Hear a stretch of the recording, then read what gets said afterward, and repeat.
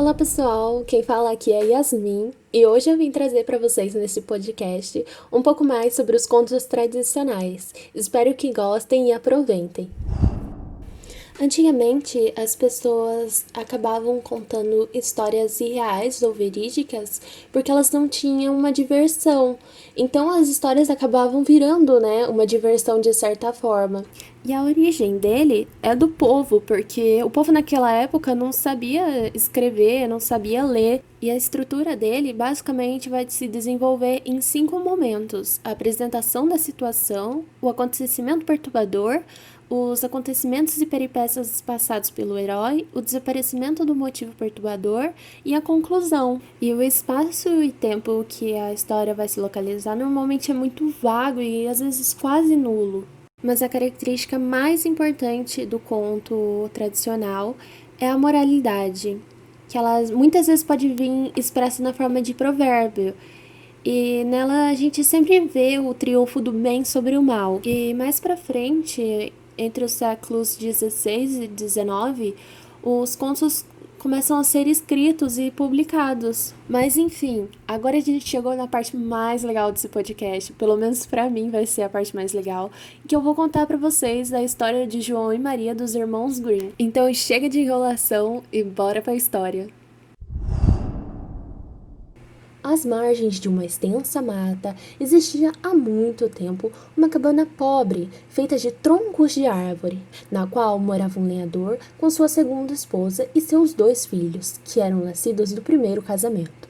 O garoto chamava-se João e a menina Maria. A vida sempre fora muito difícil na casa do lenhador, mas naquela época as coisas haviam piorado ainda mais. Não havia pão para todos. Minha mulher, o que será de nós? Acabaremos todos por morrer de necessidade, e as crianças serão as primeiras. Há uma solução, disse a madrasta, que era muito malvada. Amanhã daremos a João e Maria um pedaço de pão. Depois os levaremos à mata e lá os abandonaremos. O lenhador não queria nem ouvir falar de um plano tão cruel, mas a mulher, esperta e insistente, conseguiu convencê-lo. No aposento ao lado, as 2 crianças já tinham escutado tudo, e Maria desatou a chorar. João, e agora? Sozinhos na mata, estaremos perdidos e morreremos. Não chore, tranquilizou-a o irmão. Tenho uma ideia. Esperou que os pais estivessem dormindo, saiu da cabana, catou um punhado de pedrinhas brancas que brilhavam ao clarão da lua e as escondeu no bolso. Depois, voltou para a cama. No dia seguinte, ao amanhecer, a madrasta acordou as crianças. Vamos cortar lenha na mata. Este pão é para vocês. Partiram os 4, o lenhador e a mulher na frente e as crianças atrás. A cada 10 passos, João deixava cair no chão uma pedrinha branca, sem que ninguém percebesse.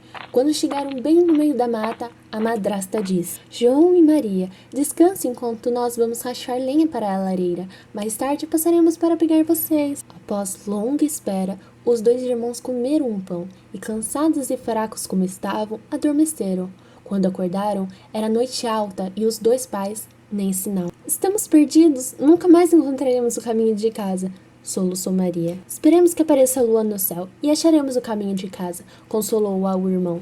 Quando a lua apareceu, as pedrinhas que João tinha deixado cair pelo atalho começaram a brilhar.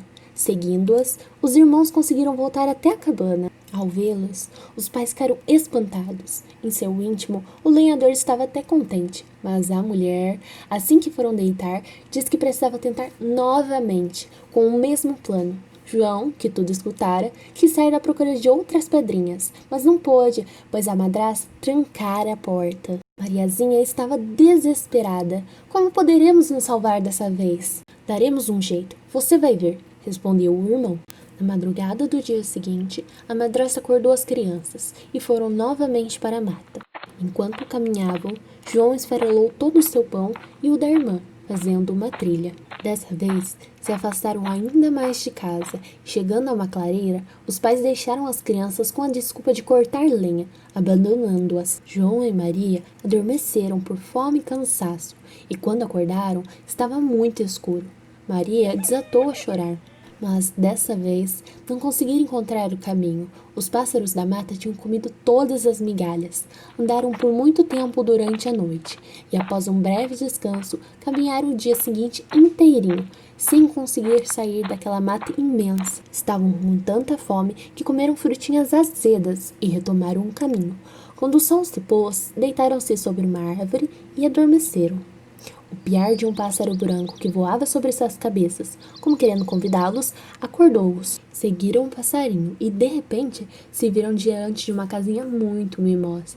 Aproximaram-se, curiosos, e admiraram-se ao ver que o telhado era feito de chocolate, as paredes de bolo e as janelas de jujuba. "Viva!" gritou João e correu para morder uma parte do telhado, enquanto Mariazinha enchia a boca de bolo, rindo. Ouviu-se então uma vozinha aguda, gritando no interior da casinha: "Quem está mordiscando e as paredes roendo?" Nada assustada, as crianças responderam: "É o Saci Pererê que está zombando de você." E continuaram deliciando-se à vontade. Mas, subitamente, abriu-se a porta da casinha e saiu uma velha muito feia, mancando, apoiada em uma muleta. João e Maria assustaram-se, mas a velha lhes deu um largo sorriso, com a boca desdentada. "Não tenham medo, crianças. Vejam que têm fome, a ponto de quase destruir a casa. Entrem, vou preparar uma jantinha." O jantar foi delicioso e gostosas também as caminhas macias aprontadas pela velha para João e Maria, que adormeceram felizes. Não sabiam os coitados que a velha era uma bruxa que comia crianças, e para atraí-las tinha construído a casinha de doces. Agora esfregava as mãos, satisfeita. "Estão em meu poder, não podem me escapar, porém estão um pouco magros. Preciso fazer alguma coisa."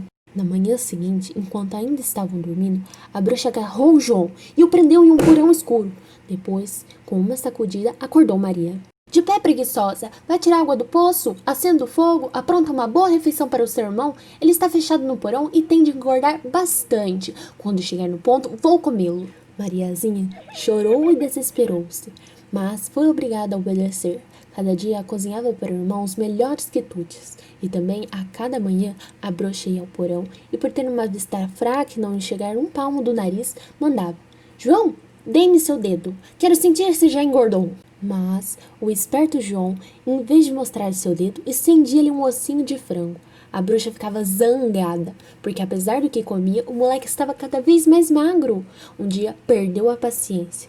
"Maria, amanhã acenda o fogo logo cedo, coloque água para ferver. Magro ou gordo, pretendo comer seu irmão. Tenho esperado há muito tempo." A menina chorou, suplicou, implorou em vão.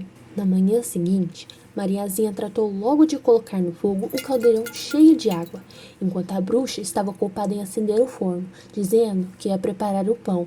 Mas, na verdade, queria assar a pobre Mariazinha, e o João faria um cozido. Quando o forno estava bem quente, a bruxa disse a Maria: "Entre ali e veja se está na temperatura certa para assar o pão." Mas Maria, que já compreendera, não caiu na armadilha.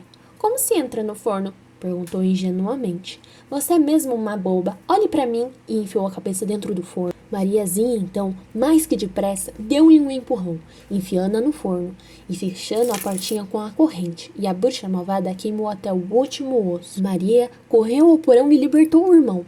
Abraçaram-se, chorando lágrimas de alegria. Depois, nada mais tendo a temer, exploraram a casa da bruxa, e quantas coisas acharam! Cofres e mais cofres, cheios de pedras preciosas e de pérolas. "Reluzem mais que as minhas pedrinhas", disse João.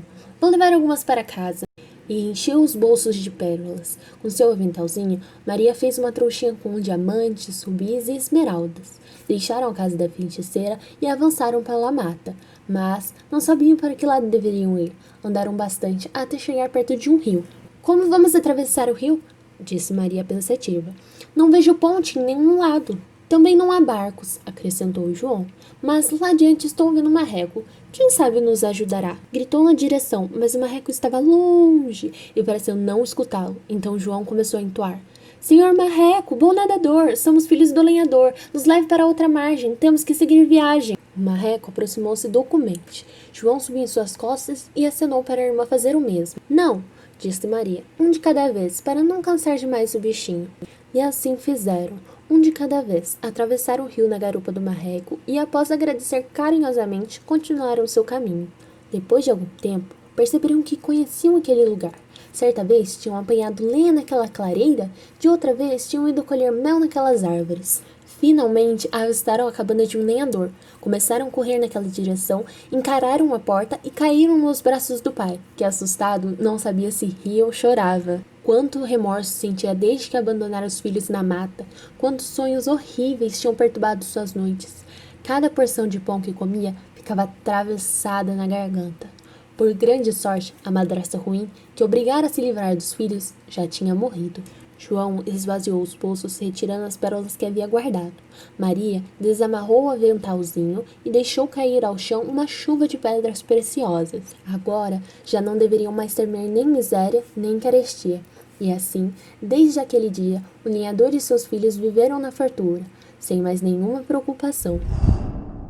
Bom, esse foi o episódio de hoje. Espero que vocês estejam apaixonados como eu estou pelos irmãos Green. E é isso, até uma próxima! Podcast escrito e gravado por Yasmin Pedron.